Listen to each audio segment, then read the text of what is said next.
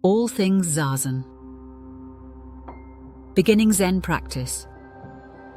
The breath and choices.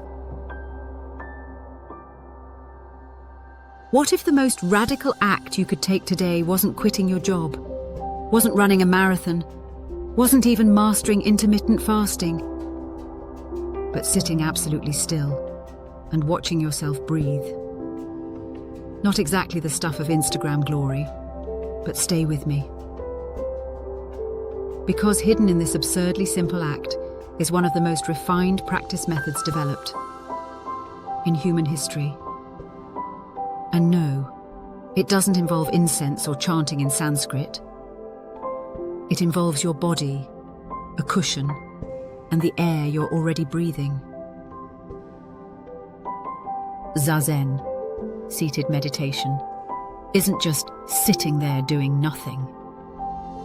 Rather, think of it like a three-legged stool. The first leg is posture. Your body arranged in a way that minimizes distractions while still keeping you alert.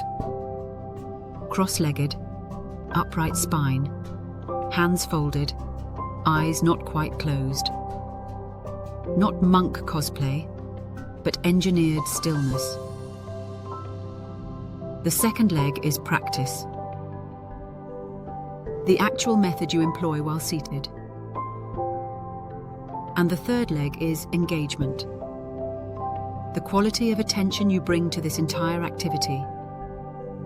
The willingness to stay connected with circumstances, while still noticing when your mind has wandered off, and returning without scolding yourself.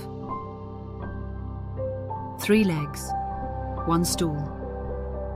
Leave one out and you're flat on the floor.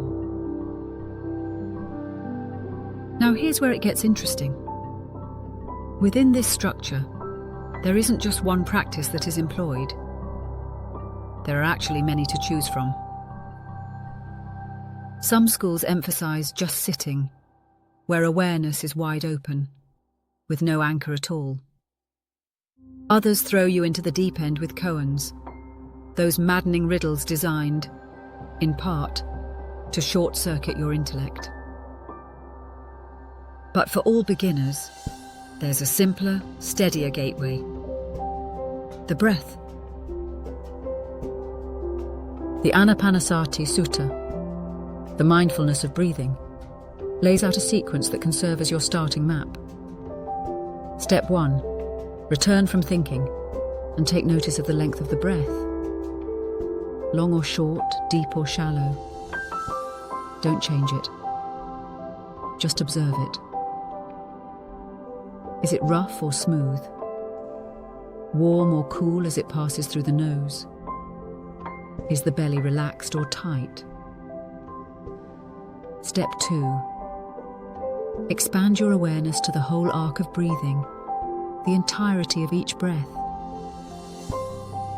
Follow it from its very beginning, through its crest, into its fade. Like watching the tide roll in and out. Step 3. Allow the attention of the breath to expand to include the inevitable choices that naturally arise during Zazen. When you experience the urge to close your eyes, or to look around, breathe along with the entirety of the choices to ignore those urges. When you experience the urge to stretch your legs, or to shift your position, breathe along with the entirety of the choices to ignore those urges. When you experience the urge to sniff, or to sigh, or to clear your throat, breathe along with the entirety of the choices to ignore those urges. Attending to the breath, while attending to the choices that inevitably arise, will not be 2 separate practices. Here, they're one continuous endeavor. Step 4. Repeat. And now, recognize that this practice isn't about turning yourself into some enlightened stone statue. It's about tuning in to the machinery of your own existence with enough clarity that the usual noise, anxieties, impulses, compulsions, loses its grip. And here's the reality. It looks like nothing. If someone walked in, they'd think you're just sitting there, trying hard not to think. But internally, it's like watching an entire saga of thoughts rise and fall, while the inevitable choices and the breath keep rhythm like a silent drummer. That's it. No fireworks, no dramatic breakthroughs. Just sitting, breathing, and discovering that was once ignored, when looked at closely enough, can no longer be ignored.